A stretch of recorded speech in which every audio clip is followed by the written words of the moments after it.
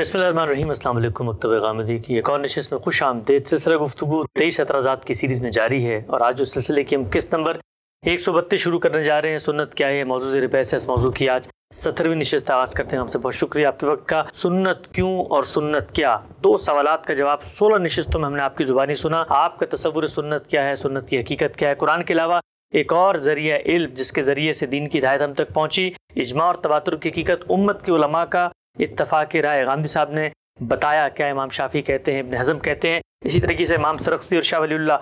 خان صاحب، آپ کی فہرست بھی زیر بحث آئی، اور سارے اصولوں کا اطلاق کر کے بھی ہم نے دیکھا کہ آپ کے ہاں ایک پورا کا پورا سنت کا کانکریٹ نظام فکر ہے اور اصول سے فرع تک کنسسٹنسی ہے۔ سوال میں آپ کی خدمت میں رکھنا چاہتا ہوں، ہم اس موضوع پر گفتگو کیوں کر رہے ہیں؟ یہ بتائیے گا، جب سب کچھ اتنا سادہ، اتنا واضح ہے، تو پھر علماء کا آپ سے آخر اختلاف ہے تو ہے کیا؟ میں اگر یہ کہوں کہ حقیقت کے لحاظ سے کوئی اختلاف ہے تو ہرگز نہیں، یہ ایک لفظ یا ایک اصطلاح کے استعمال کا اختلاف ہے۔ اچھا، رسالت مآب صلی اللہ علیہ وسلم کی نسبت سے جو کچھ ملا ہے، میں اس کے بارے میں یہ کہتا ہوں کہ دین کے مستقل بذات احکام جو اللہ کے پیغمبر کی طرف سے جاری کیے گئے ہیں، سنت کا لفظ صرف ان کے لیے استعمال کرنا چاہیے۔ ان کے علاوہ اسوہ حسنہ، تفہیم و تبیین یا اس نوعیت کی دوسری چیزوں کے اخبار احاد کو ہم انہی ناموں سے یا انہی عنوانات کے تحت پیش کریں گے، ان کے لیے سنت کا لفظ استعمال نہیں کریں گے۔ اچھا، یہ بالکل ایسی بات ہے جیسے ہمارے پاس اللہ کی کتاب قرآن مجید ہے۔ قرآن مجید کی تفسیر میں بعض چیزیں رسالت مآب صلی اللہ علیہ وسلم کی طرف سے بھی نقل ہوئی ہیں، صحابہ کی طرف سے بھی نقل ہوئی ہیں، ہمارے علماء بھی تفسیر کرتے ہیں۔ تو اگر کوئی شخص قرآن مجید یا قرآن کا لفظ دونوں کے لیے استعمال کرے تو میں اس کی خدمت میں بھی یہی عرض کروں گا کہ قرآن ہے، اس کا اطلاق یا اس لفظ کا استعمال صرف اس کلام الہی کے لیے ہونا چاہیے، اس کی تفہیم، تبیین یا اس کی تفسیر پر اس کا استعمال نہیں کیا جا سکتا۔ ٹھیک، یہ اختلاف ہے بنیادی طور پر۔ چنانچہ 2009 میں بعض جلیل القدر علماء نے جب اس معاملے میں اپنا اضطراب ظاہر کیا تو میں نے ایک جواب لکھا تھا۔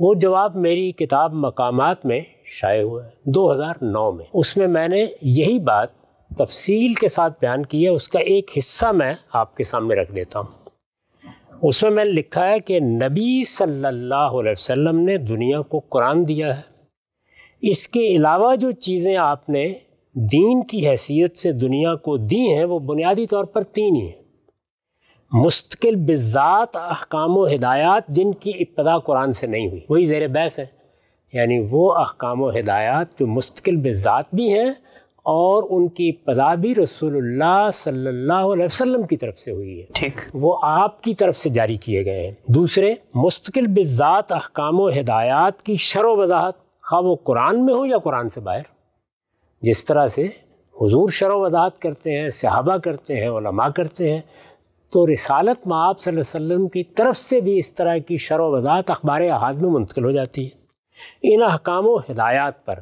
یعنی خواہ وہ احکام و ہدایات قرآن کے ہیں یا سنت کے ہیں یا مستقل بذات ہیں، ان پر عمل کا نمونہ، یہ تین چیزیں ہیں۔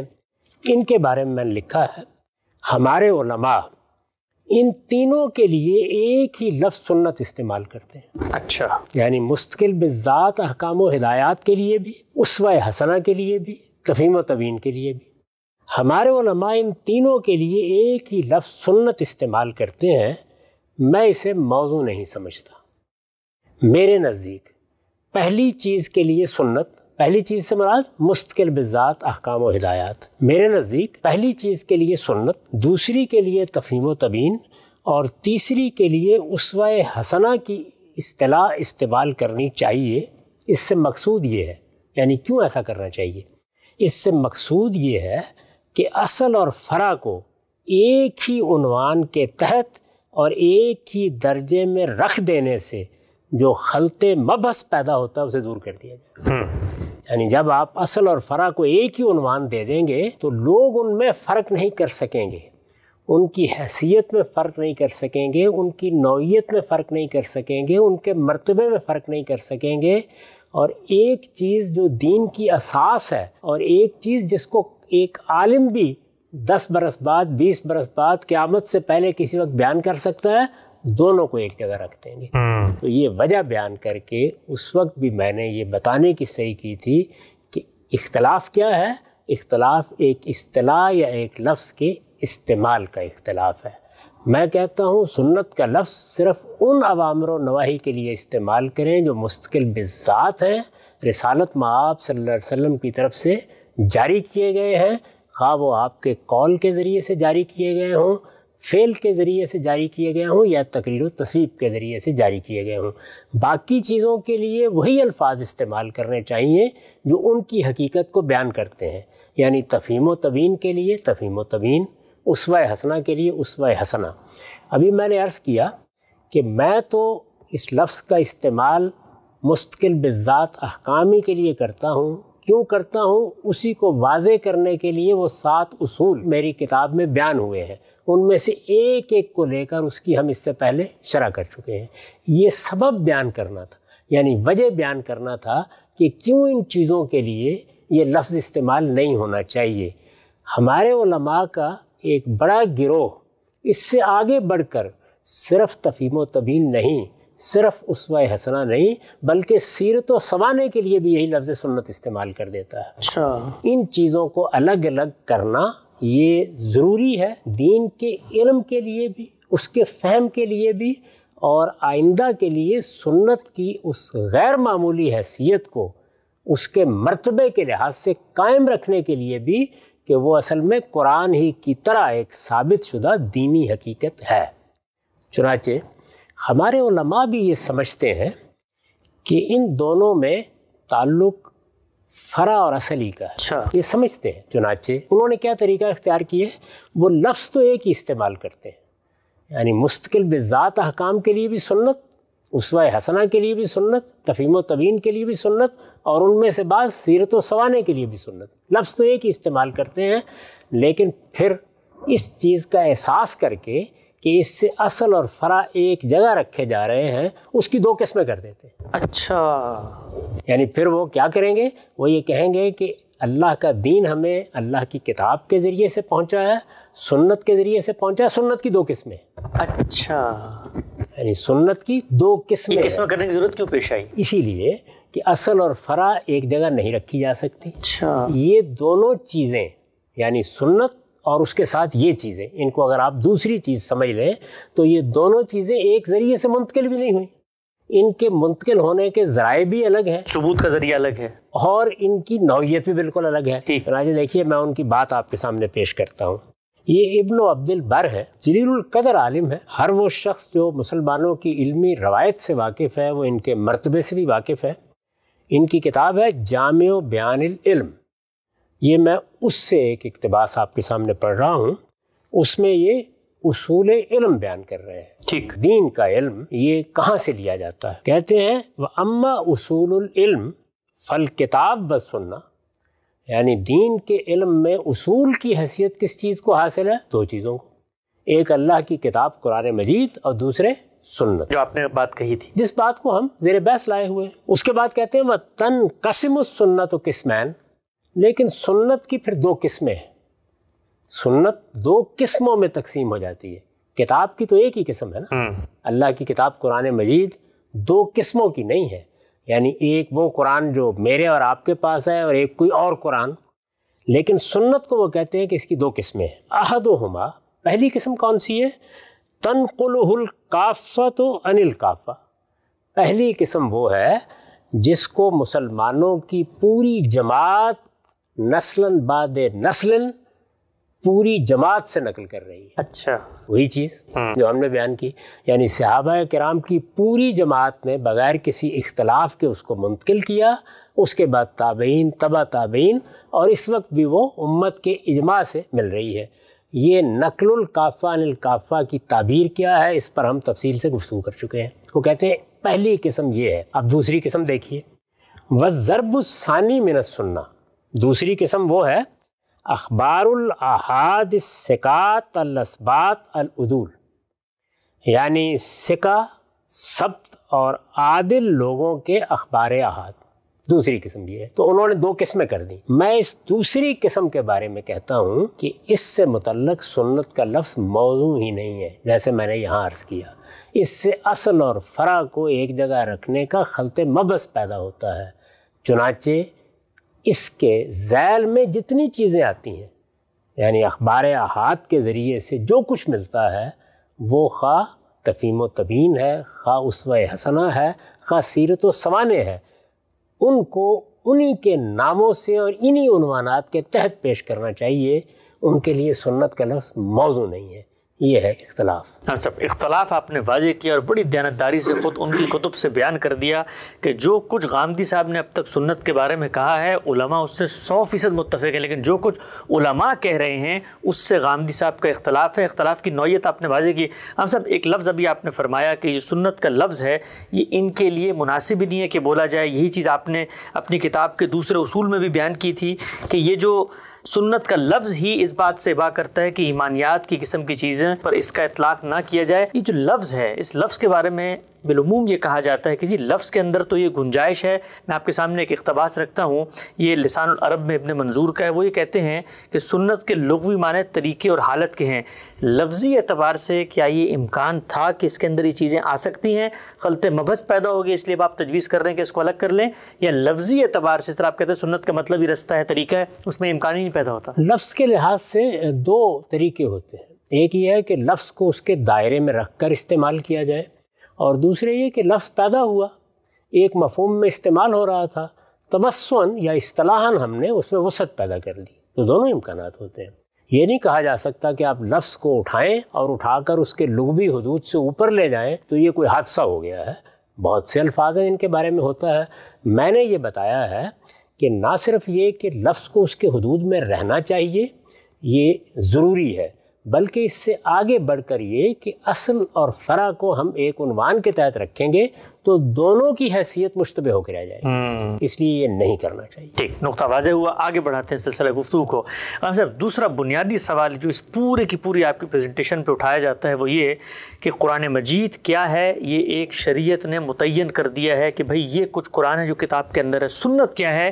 یہ بھی شریعت کی ایک اصطلاح ہے۔ جب اصطلاح شریعت کی اور آپ بھی مانتے ہیں کہ پورا کا پورا کانٹینٹ اجماع اور تواتر سے نقل ہوا ہے، تو امت کا اجماع تو اس لفظ کی تعریف میں دوسری جگہ پہ کھڑا ہوا ہے، اور وہ تو اس میں سیرت و سوانح، اسوہ حسنہ، تفہیم و تبیین سب کو شامل کرتا ہے۔ سوال تو یہ پوچھا جا سکتا ہے نا جی، پھر آپ تو خود اس لفظ کی تعریف اور اس اصطلاح کی جو تشریح ہے اس کو تبدیل کر رہے ہیں، اور جو کچھ اجماع سے پوری امت نے لفظ کو سمجھا تھا اور لفظ کی تعریف کی تھی، اصطلاح کو سمجھا تھا، اس سے مختلف بات کر رہے ہیں۔ یہ بات اس طرح بالکل نہیں ہے۔ لفظ سنت رسالت بآب صلی اللہ علیہ وسلم کے اقوال میں استعمال ہوا ہے، صحابہ کرام کے اقوال میں استعمال ہوا ہے، لفظ طریقے کے معنی میں استعمال ہوا ہے، لفظ ان احکام کے لیے استعمال ہوا ہے، لفظ اور بھی بہت سی چیزوں کے لیے استعمال ہوا ہے، یہاں تک کہ قرآن مجید میں یہ لفظ اللہ تعالیٰ جو انسانوں کے ساتھ معاملہ کرتے ہیں اس کے لیے استعمال ہوا ہے، اور سنت اللہ کی تعبیر قرآن میں اس کے لیے آئی ہے۔ یہ لفظ کا استعمال ہے۔ یہ احکام و ہدایات جو مستقل بذات ہے، رسالت مآب صلی اللہ علیہ وسلم یہ احکام دے دیے ہیں، یہ نہیں کہا کہ ان کے لیے فلاں لفظ استعمال کرنا ہے یا فلاں لفظ استعمال کرنا ہے۔ علماء نے اس لفظ کا انتخاب کیا۔ اچھا، یعنی رسالت مآب صلی اللہ علیہ وسلم کے استعمالات کو سامنے رکھ کر اس لفظ کو اختیار کر لیا گیا۔ سنت کا لفظ لیا وہیں سے گیا، لیکن اس کو لے کر ایک باقاعدہ اصطلاح بنانا یہ علماء کا کام رہا ہے۔ علماء نے جب اس کو اصطلاح بنایا ہے تو یہ نہیں ہے کہ سب کا اتفاق ہو گیا ہے، مختلف علوم و فنون کے ماہرین اس کو بالکل الگ الگ طریقے سے استعمال کر رہے ہیں۔ میں ان سب کی آراء آپ کے سامنے رکھ دیتا ہوں اور یہ بتاتا ہوں کہ یہ بات کہ یہ ایک شرعی اصطلاح تھی جس کو میں نے تبدیل کر دیا۔ شرعی اصطلاح وہ ہوتی ہے جس کو پیغمبر متعین کر دے۔ یہاں لفظ کا استعمال رسالت مآب صلی اللہ علیہ وسلم کی زبان فیض ترجمان سے لیا گیا ہے، اس کو اصطلاح علماء نے بنایا ہے، چنانچہ اس کی تعریف بھی وہی کرتے ہیں۔ اور جب علماء کسی چیز کی تعریف کریں گے یا اس کے حدود متعین کریں گے تو وہ پیغمبر نہیں ہیں. ان سے میں بھی اختلاف کر سکتا ہوں, ان سے آپ بھی اختلاف کر سکتے ہیں. تو پہلے یہ تو جان لیجئے کہ کیا وہ سب متفق علیہ ہیں؟ ایسا نہیں ہے. اچھا, میں آپ کے سامنے پہلے الاحکام فی اصول الاحکام سے آمدی کی رائے رکھتا ہوں. یہ آپ جانتے ہیں کہ اس فن میں آمدی کا کیا مقام ہے.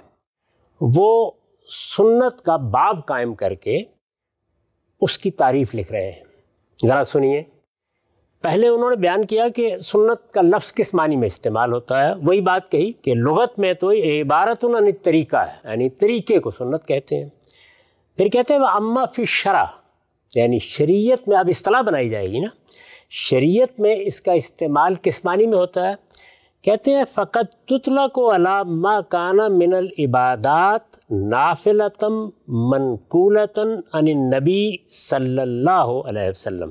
کبھی کبھی اس کا اطلاق, قد تطلق, کبھی کبھی اس کا اطلاق ان عبادتوں پر ہوتا ہے جو نفل عبادتیں ہیں لیکن نبی صلی اللہ علیہ وسلم سے ان کی تاکید, ان کا التزام, ان پر مواظبت نقل ہوئی ہے. تو آپ نے اپنے اصول میں بھی بتائی تھی. میں نے بھی بتایا تھا. اس کی مثال کیا ہے کہ جیسے نماز ہے, تو نماز میں جو ہم فرض پڑھتے ہیں یہ سنت کا حکم ہے, یہ سنت ہی سے متعین ہوئے ہیں, لیکن ہم ان کو سنت نہیں کہتے. ان کے بعد جو نفل پڑھتے ہیں اور رسالت میں آپ صلی اللہ علیہ وسلم کی نسبت سے ان نفلوں کی روایت ہمیں ملی ہے, اسے ہم کہتے ہیں ہم سنت پڑھنے جا رہے ہیں. تو یہ انہوں نے کہا کہ ایک سنت کا استعمال یہ ہوتا ہے فقط تطلق علی ما کان من العبادات نافلۃ منقولہ عن النبی صلی اللہ علیہ وسلم. کبھی کبھی, پہلی بات یہ کہیے, کبھی کبھی اس کا اطلاق ان عبادات پر کر دیا جاتا ہے جو نفل عبادتیں ہیں اور رسالت میں آپ صلی اللہ علیہ وسلم سے منقول ہیں. پھر کہتے ہیں وقت تطلق علی ما صدر عن الرسول من الادلۃ الشرعیہ مما لیس بمطلوب. اس کا اطلاق یعنی لفظ سنت کا اطلاق ان احکام پر کیا جاتا ہے, ان ادلہ شرعیہ پر کیا جاتا ہے, ان چیزوں پر کیا جاتا ہے جو شریعت میں دلیل بن سکیں اور وہ رسالت مآب صلی اللہ علیہ وسلم سے صادر ہوئی ہیں اور وہ قرآن نہیں ہے. اچھا, اب یہ دیکھیے کہ یہ ایک انہوں نے دوسری تعریف کر دی. اس تعریف کو بھی مختلف طریقوں سے اہل علم بیان کرتے ہیں. یہاں میں نے ایک بڑے جلیل القدر عالم نے اس کو کیسے بیان کیا ہے وہ آپ کے سامنے رکھ دیا. اب ذرا اس سے آگے بڑھیے اور یہ دیکھیے کہ دوسری تعریفیں کیا ہیں یا دوسرے اہل فن اس کو کس کس پہلو سے بیان کرتے ہیں. یہ میں آپ کے سامنے الحدیث والمحدثون سے یہ تعریفیں پڑھ رہا ہوں. لکھتے ہیں فعلماء الاصول, یہ بھی علم اصول کے ماہر تھے, ان کی تعریف میں نے پڑھی. فعلماء الاصول یطلقون لفظ السنہ علی اقوال النبی صلی اللہ علیہ وسلم و افعالہ و تقریراتہ. یعنی اصول کے علماء, پہلی بات ہی سے واضح ہو گیا کہ اس میں مختلف فنون کے علماء کی آراء مختلف ہے. اصول کے علماء سنت کے لفظ کا اطلاق نبی صلی اللہ علیہ وسلم کے اقوال پر کرتے ہیں, آپ کے افعال پر کرتے ہیں اور آپ کی تقریرات پر کرتے ہیں. اب یہاں انہوں نے وہ بات نہیں بیان کی کہ ان اقوال یا ان افعال یا ان تقریرات پر کرتے ہیں جن کا تعلق دلیل شرعی بننے والی چیزوں سے, یہ نہیں بیان کیا. جی, یعنی قول تو رسالت مآب صلی اللہ علیہ وسلم کا کسی روایت کے بارے میں بھی ہو سکتا ہے جو پہلے سے عرب میں چلی آ رہی ہو. قول تو اپنے کسی ذاتی معاملے میں بھی ہو سکتا ہے. تو انہوں نے یہ تعریف کی, وہ بات نہیں کہی. جی. اچھا, اس کے بعد ایک مزید بات کہتے ہیں وَبَعْضُ الْأُصُولِيِّينَ يُطْلِقُ لَفْظَ السُّنَّةِ عَلَى مَا عَمِلَ عَلَيْهِ أَصْحَابُ رسول اللہ صلی اللہ علیہ وسلم. اچھا, آگے بڑھ گئے. یعنی اس سے آگے بڑھ کر بعض علم اصول کے ماہرین لفظ سنت کا اطلاق صحابہ کے عمل پر بھی کر دیتے ہیں. عجیب. اچھا, مزید سنیے. کہتے ہیں کہ وعلماء الفقہ یریدون بالسنہ الطریقۃ المسلوکۃ فی الدین من غیر افتراض ولا وجوب. اور فقہ کے علماء سنت کا اطلاق اس طریقے پر کرتے ہیں جو دین میں اختیار کیا گیا لیکن نہ وہ فرض چیز تھی نہ واجب تھی. اچھا، یہ وہی بات ہے نفل. ہم اس سے پہلے آمدی کے یہاں پڑھ چکے کہ نفل عبادات پر بھی اس کا اطلاق کر دیا جاتا ہے جو رسالت مآب صلی اللہ علیہ وسلم سے منقول ہوئے ہیں. تو فقہ میں اس کے استعمال کو بالکل مختلف طریقے سے دیکھا جاتا ہے. اس کے بعد وعلماء الواعظ والارشاد، یعنی وہ علماء جو واعظ کرتے ہیں، نصیحت کرتے ہیں، لوگوں کو اچھی باتوں کی ترغیب دیتے ہیں، ان کا میدان دعوت کا میدان ہوتا ہے. وعلماء الواعظ والارشاد یریدون بالسنت ما قابل البدع، وہ سنت کا لفظ بدعت کے مقابل میں ہر چیز پہ استعمال کر دیتے ہیں. یہ وسعت دیکھ رہے ہیں آپ؟ جی. اچھا، چنانچہ اس کی مثال دیتے ہیں. کہتے ہیں کہ فیقال عندہم فلان علی سنہ، ان کے ہاں جب یہ کہا جاتا ہے کہ فلاں آدمی سنت پر عمل پیرا ہے تو کب کہتے ہیں وہ؟ اذا عمل علی وفق ما عمل علیہ النبی صلی اللہ علیہ وسلم، جب وہ نبی صلی اللہ علیہ وسلم کے عمل کے مطابق عمل کر رہا ہو، سواء کان ذالک مما نص علیہ فی الکتاب العزیز ام لا، اس سے قطع نظر کہ وہ حکم قرآن کا ہے یا رسول اللہ صلی اللہ علیہ وسلم کا ہے. یہاں واعظ و ارشاد کے موقعوں کے اوپر جب آپ لوگوں کو نصیحت کر رہے ہوتے ہیں یا یہ بتا رہے ہوتے ہیں کہ آپ صحیح رویہ اختیار کیجئے، صحیح طریقہ اختیار کیجئے، تو کہا جاتا ہے کہ سنت پر عمل کرنا چاہیے، بدعت سے اپنے آپ کو بچانا چاہیے. تو یہاں یہ لفظ بالکل ہی اور مفہوم میں استعمال ہو جاتا ہے.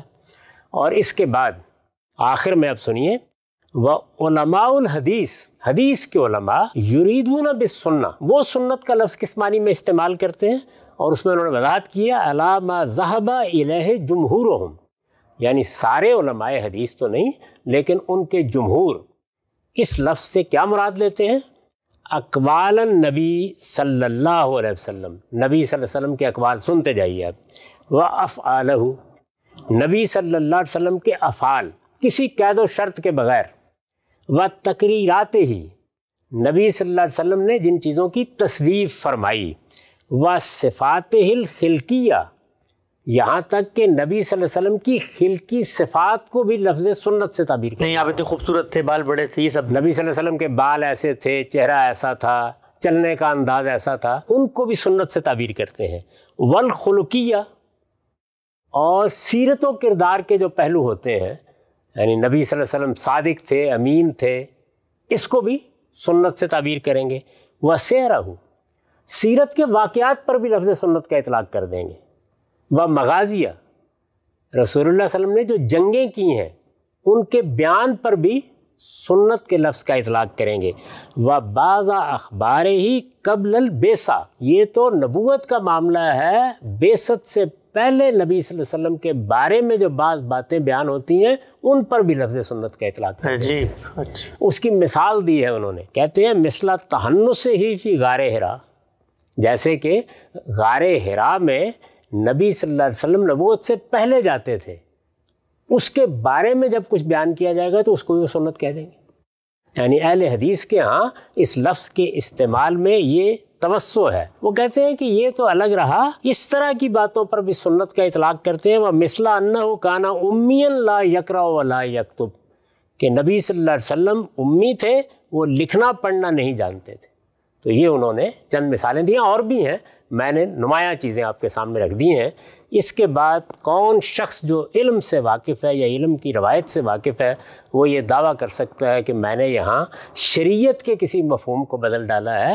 علماء کی اصطلاح ہے، علماء نے اس کو مختلف معنی میں استعمال کیا ہے، مختلف اہل فن اپنے اپنے فن کے لحاظ سے اس لفظ کو استعمال کرتے ہیں.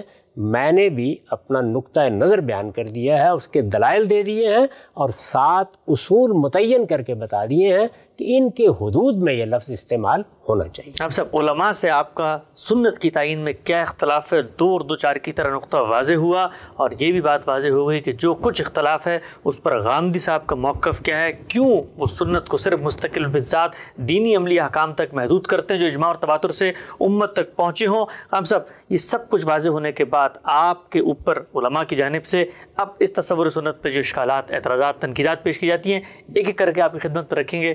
وقت یہاں پہ ختم ہوتا ہے، دوبارہ حاضر خدمت ہوں گے. اب تک آپ کو بہت شکریہ.